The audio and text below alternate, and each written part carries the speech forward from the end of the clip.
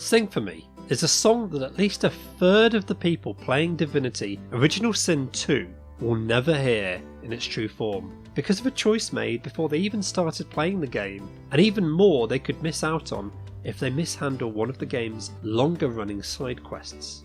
Ignoring the ability to create custom characters, the game presents you with 6 potential heroes, men and women of unique or special abilities to choose from. Although you only select one of these initially, you then have the opportunity to recruit 3 more of them as your travelling companions if you so wish, but it is impossible to have all 6 reach the end of the game. Before you reach the second island, at least 2 of the 6 will have perished, and if you make the wrong decision or offend them, then the other 3 could desert you at any moment through the remainder of the game. So the probability of having Lohse in your party when you reach Arx, the besieged city that represents the final area of the game, is by no means certain. Without her and her unique set of circumstances, you'll never get to witness one of the game's most beautiful moments.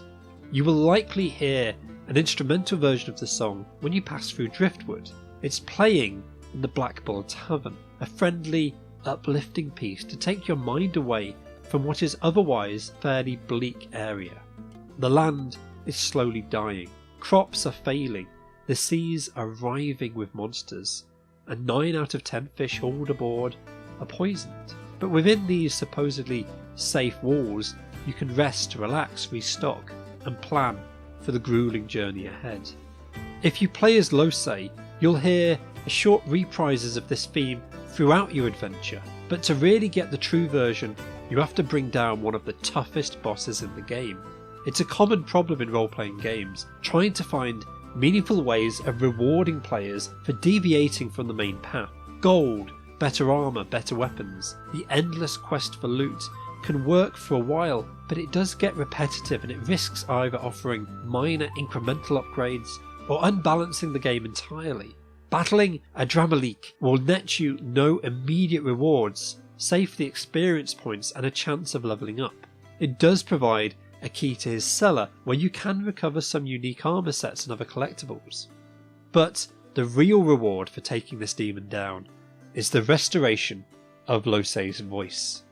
She's not a mute, far from it, but one of the saddest things about Lohse's character was, despite her history as a songstress, her violent and absolute refusal to sing.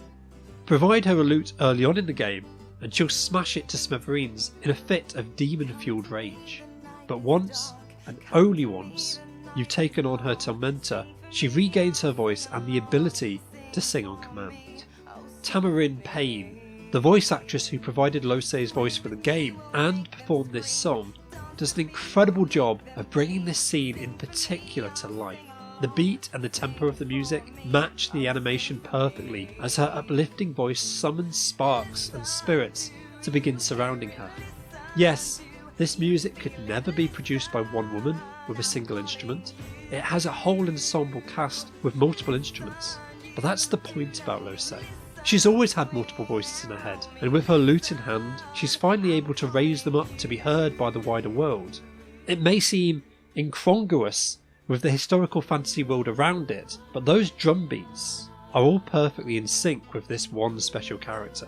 The backing chorus is subtle at the start of the song, but mid-performance she stops and gawps in awe as the spirits whirl around her, bringing them to the foreground. In the second half of her performance, golden leaves and butterflies rise from the ground and they take flight, whilst the lute itself glows for brilliant golden sheen.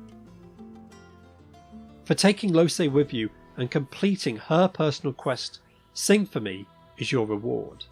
An in-game performance to crown one of the game's most compelling character journeys.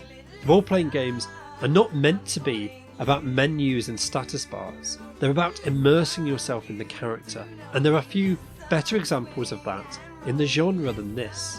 Through the game, Lohse transforms from despair to absolute blissful freedom. Whether she eventually claims divinity or not, freedom from that monster is all she deserves.